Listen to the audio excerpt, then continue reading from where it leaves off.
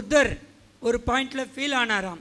அவங்க ஒய்ஃப் யசோதரா கேட்குறாங்க, என்னை விட்டுட்டு போகிறது தான் ஆன்மீகமா, இதுதான் சொல்லி கொடுத்தாங்களா அப்படின்ட்டு கேட்டப்போ தான் புத்தர் ரியலைஸ் ஆனாராம், அப்படியெல்லாம் போக வேண்டிய அவசியமே இல்லை.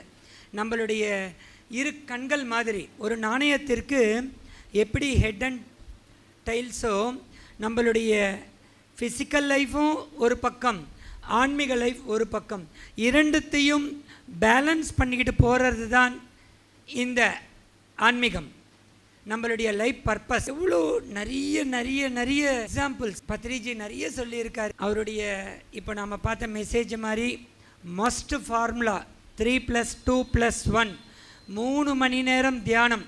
இந்த இடத்துலையே 3 மணி நேரம் பண்ணுங்க, இது கட்டாயம் அப்படின்னு சொன்ன முதல் மாஸ்டர். எனக்கு தெரிஞ்சு நான் நிறைய மாஸ்டர்ஸை பார்த்துக்கிட்டு இருக்கோம்.